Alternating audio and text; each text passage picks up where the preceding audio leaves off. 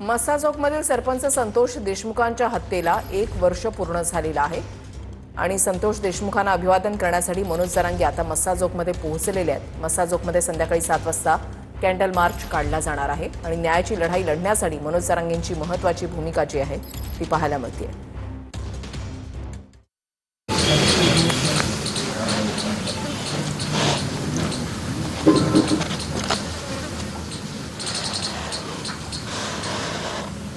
आणि दादा SP साहेबांना खास सांगणं आपल्याला म्हणजे असं सांगावं लागेल सगळ्यांनी मिळून काही चुकीच्या पोस्ट करणाऱ्यावर किंवा त्याच्यावर कारवाई झाली पाहिजे। आता आपल्याकडे सगळं भांडवल आहे, जे काही चुकीचे वागले त्यांच्यावर पण ॲक्शन होत नाही। आपल्या जिल्ह्यातल्या गुन्हेगाराला धिंड काढण्यात येत नाही। नुसती धिंड काढलेली बघितली तर 10 गुन्हेगार थांबतात जागेवर, तशी एक काही गोष्ट होत नाही।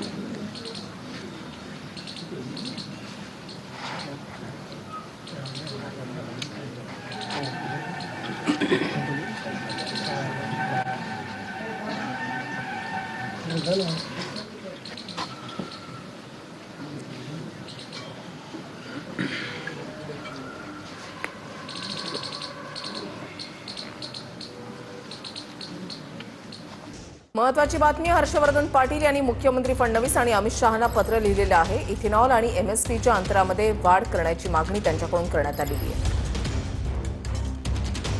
3100 रुपये साखरेची MSP गेले 6-7 वर्ष झालं वाढवलेली नाही। आता 4100 रुपये MSPची रक्कम करावी अशी मागणी चं पत्र आम्ही दिले आणि ती शिफारस राज्य सरकारने केंद्राला करावी। पण आपण जे इथेनॉल तयार करतो तर त्याचा दर गेल्या 4 वर्षामध्ये वाढलेला नाही, तर तो प्रति लिटर 5 रुपयाची वाढ द्यावी अशा प्रकारची एक मागणी त्या पत्रामध्ये आम्ही केलेली आहे। को जनरेशन आपण जी वीज निर्मिती करतो तर 1.5 रुपये पर युनिट हे गेल्या वर्षी आम्हाला राज्य सरकारने अनुदान दिलं होतं कोजनसाठी, तर ते अनुदान या वर्षी पण आम्हाला देण्यात। बातमी नाशिकमधून आहे। तपोवन परिसरात वृक्ष वाचवण्यासाठी आंदोलन केले जाते। नाशिक रोडच्या भजनी मंडळाच्या महिलांचा आंदोलनात सहभाग आहे। भजनी मंडळातील महिलांनी प्रात्यक्षिक सादरही केलेलं आहे। नाशिकच्या तपोवनामध्ये काँग्रेसचं आंदोलन आता सुरू आहे। तपोवन आमच्या रामाचं नाही कोणाच्या बापाचं अशी घोषणाबाजी आंदोलकांकडून दिली जाते। तपोवनातील वृक्षतोडीला काँग्रेसचा विरोध आहे।